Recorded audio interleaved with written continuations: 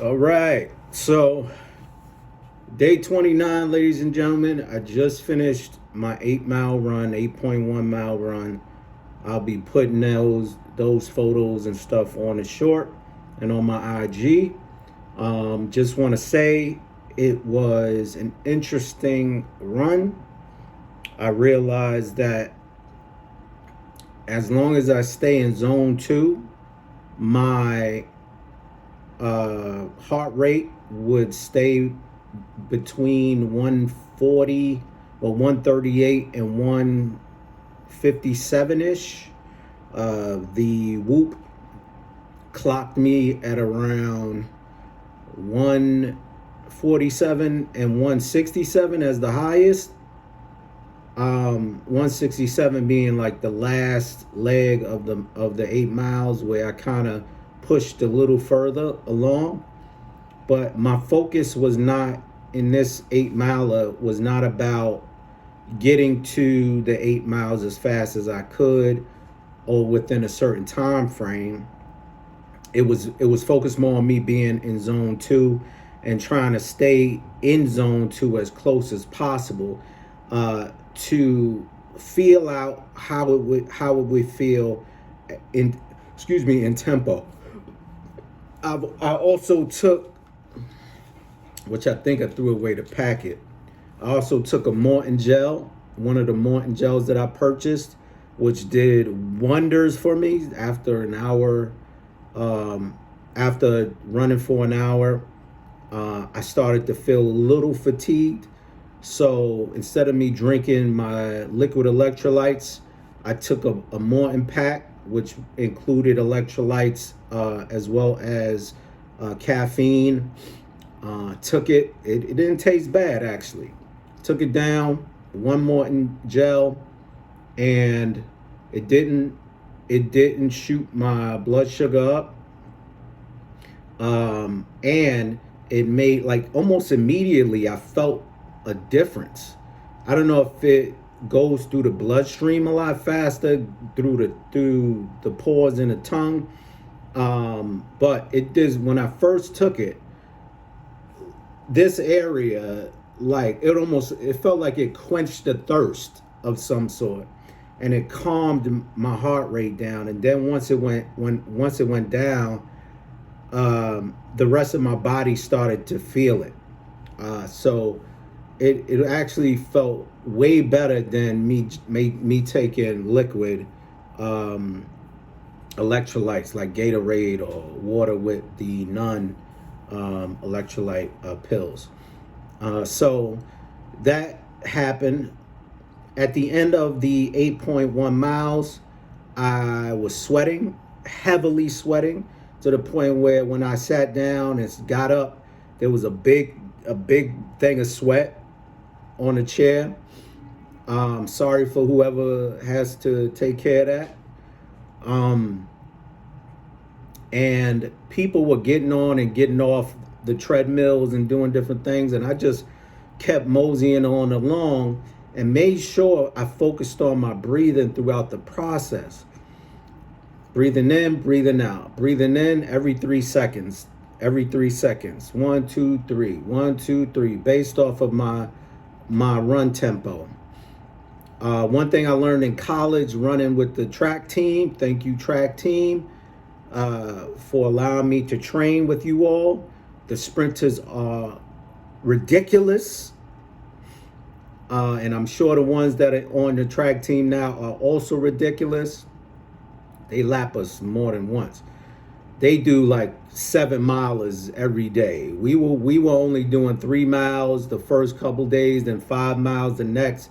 We only did a 7 miler one day out the week. And when we did it, we still didn't catch up. By the time we got back to the park,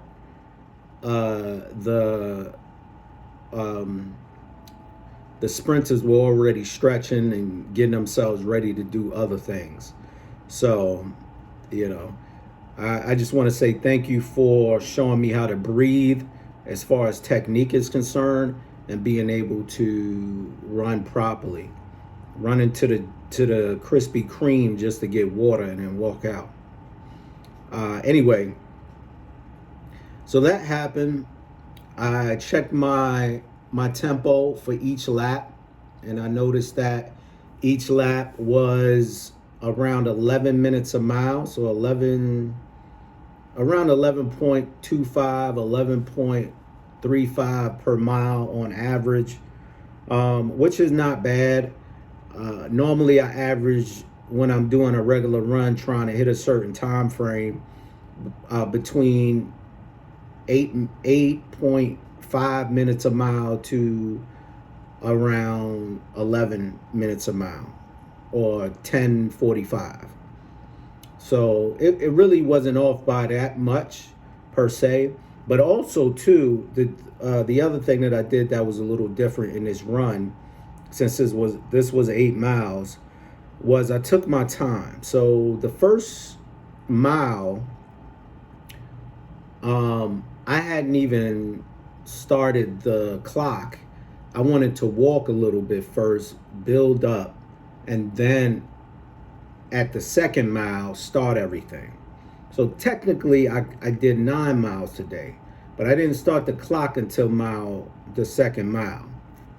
Got to the second mile, started the clock, and I still didn't begin really jogging or running.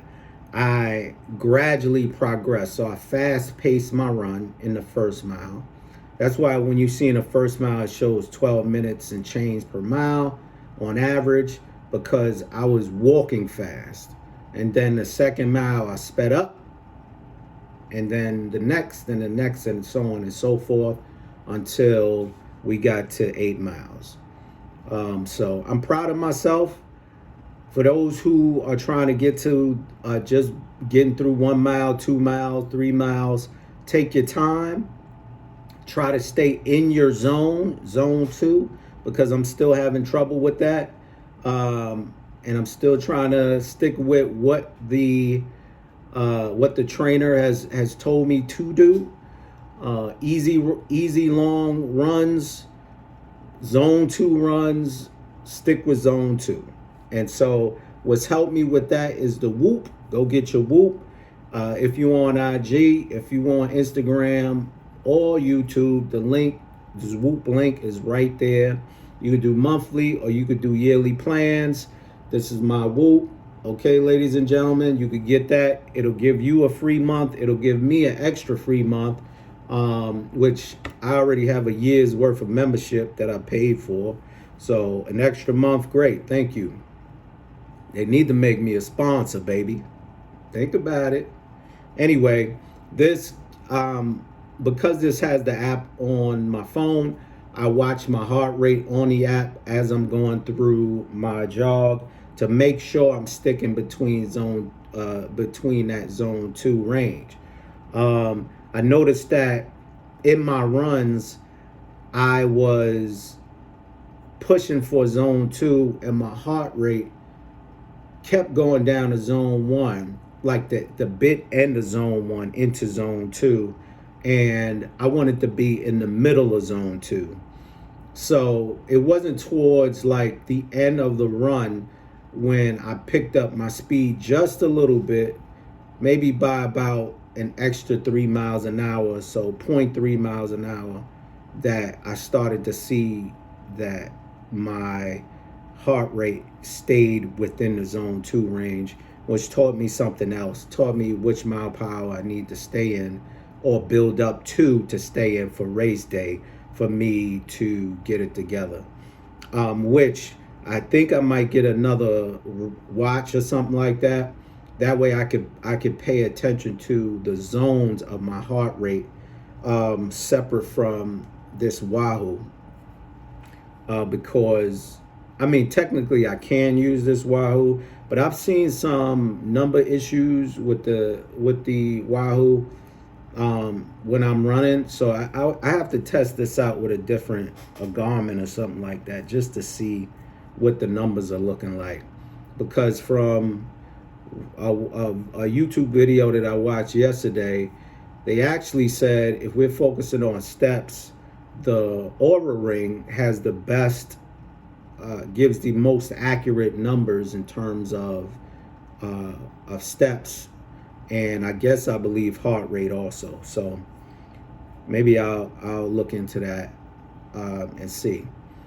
The only thing is, I don't know if it's waterproof or not, because if I'm doing triathlon and I'm bike swimming and running, I'm not trying to hop in that water and the next thing I know the ring is missing, or we know where the ring went. I lost a Rolex once in a haunted house in Universal like that. I was pissed. Anyway, so that's what happened today. After my legs get taken care of, that's the other thing. Like, my legs and everything, they still feel fresh. They don't feel overly worked, overly exerted.